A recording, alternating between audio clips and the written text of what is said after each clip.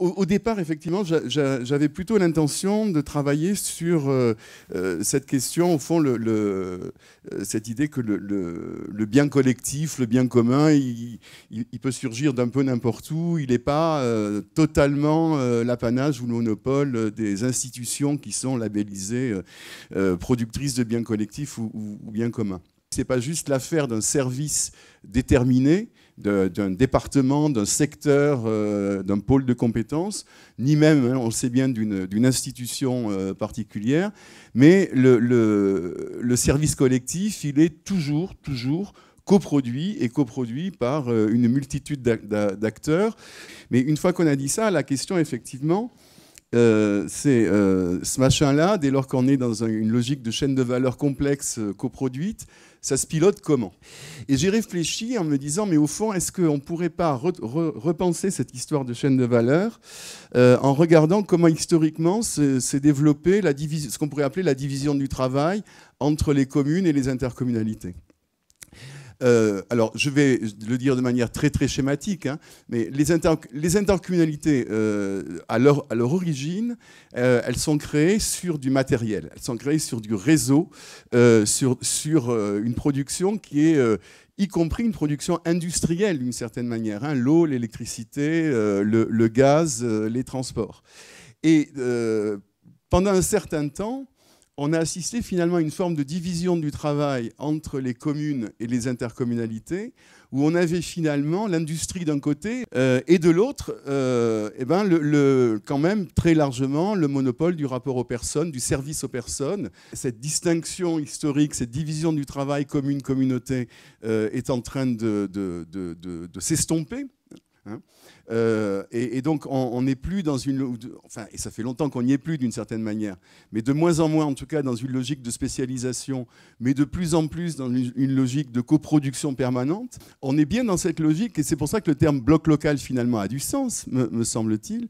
On est bien dans cette logique dans laquelle il n'y a plus de division du travail entre les intercos, plus tellement de division du travail entre les intercos et les communes. Et il est en train de se passer quelque chose, non pas une fusion commune-intercommunalité, mais une forme d'hybridation de ces deux fonctions historiques.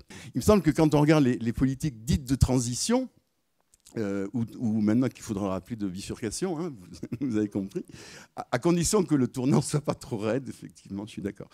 Les politiques de transition, en fait, ce sont des politiques qui alors ont plusieurs caractéristiques. Bon, d'une part, vous avez remarqué, enfin évidemment, on ne dit plus politique de transport, on dit politique de mobilité. On ne dit plus syndicat d'électricité, on dit syndicat d'énergie. On ne dit plus politique du logement, on dit politique de l'habitat. Enfin bon, ça fait longtemps qu'on ne le dit plus. Et donc en fait, qu'est-ce qu'on désigne par là? On désigne une chaîne de valeur. C'est-à-dire le fait qu'au bout du compte, le produit matériel en tant que tel, que ce soit le réseau, le logement, etc., n'est pas l'output final de la politique publique. L'output final de la politique publique, c'est la façon dont tout ça va rendre service aux personnes. Et donc, quand on regarde ces politiques de transition, qui sont de vraies politiques publiques, à chaque fois, on voit bien qu'elles agrègent du réseau. Elles agrègent... Oui, on pourrait donner plein d'exemples. Hein. On ne traite plus les ordures ménagères de nos jours. On a une politique des déchets. Ce qui est pas tout à fait la même chose. Et donc, on voit bien comment, à chaque fois, on va incorporer du réseau, du technique, ça incorpore aussi du service, et ça incorpore aussi, je dirais, on parle beaucoup de nudge, hein, c'est-à-dire des actions qui visent à modifier les comportements.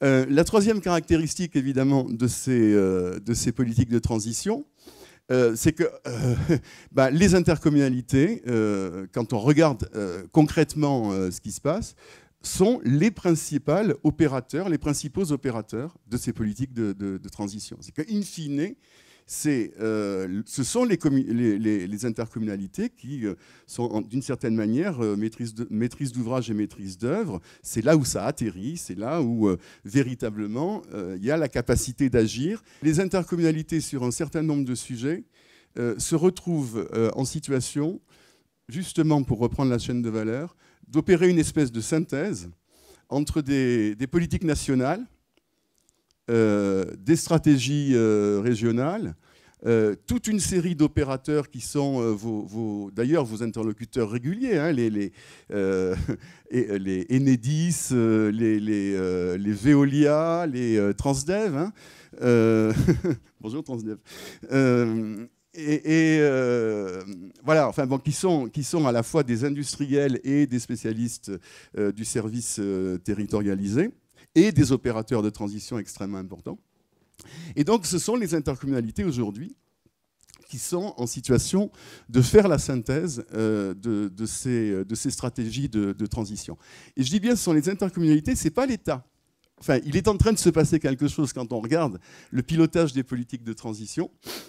C'est presque une inversion. C'est-à-dire, autrefois, on disait « Ah, la France, c'est ingouvernable parce que c'est territorialement fragmenté. » Bon. En fait, c'est de moins en moins territorialement fragmenté, l'espace institutionnel, même s'il y a les contestations dont vous parlez. En revanche, c'est l'État qui est ingouvernable, parce qu'il est politiquement fragmenté. Je dis que ce sont les intercos qui sont en situation de faire la synthèse. Pourquoi? Parce que quand on regarde le préfet, qu'est-ce qui garantit comme globalité de la présence de l'État aux côtés des collectivités locales, puisque c'est quand même ça le propos du CRTE, ou un des propos du CRTE, eh bien, il garantit, en gros, je caricature horriblement, la présence de la DDT auprès des intercommunalités. C'est-à-dire que le préfet ne va pas aller chercher la DRAC, le préfet ne va pas aller chercher l'ARS, le préfet il n'a pas non plus les moyens, même en s'appuyant sur la DDT, d'être en situation de veille sur tous les appels à projets qui sortent dans tous les sens.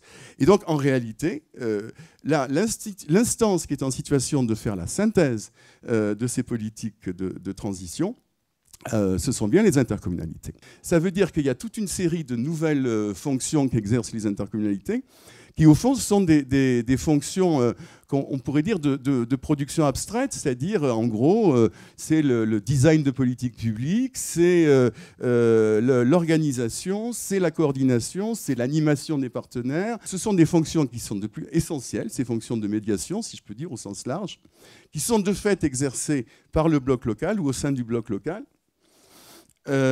ou qui émergent en tout cas au sein du bloc local, mais qui, paradoxe, ne sont absolument pas incorporés même au titre des finances locales, comme étant une compétence essentielle des intercommunalités. Et c'est même d'une certaine manière pire, parce que quand on regarde où et comment se financent un certain nombre de fonctions de médiation, c'est très largement à travers les appels à projets où on va vous proposer un animateur ponctuel de trucs mûches, un agent de la transition numérique pour 3 ans, un manager de centre-ville, etc., etc. Et en fait, et ça aussi c'est un signe quand même très problématique des politiques nationales de transition, c'est que non seulement elles sont hyper fragmentées, mais en plus elles fonctionnent par à-coups. Il me semble que du coup, il faut qu'on réfléchisse autrement, évidemment, sur la façon de reconnaître cette fonction au bloc local. Le bon fonctionnement des chaînes de valeur, petit a, une certaine cohérence et continuité dans les politiques de transition, petit b, le fait que ça c'est une responsabilité qui repose sur le bloc local, ça signifie, me semble-t-il, qu'on devrait réfléchir à comment et sur quoi, prioritairement, on étend la notion d'autorité organisatrice pour conférer au bloc local à la fois cette reconnaissance et cette assise juridique dans un contexte où il est devenu un opérateur essentiel des transitions ou des bifurcations. Voilà, c'est tout ce que je voulais dire.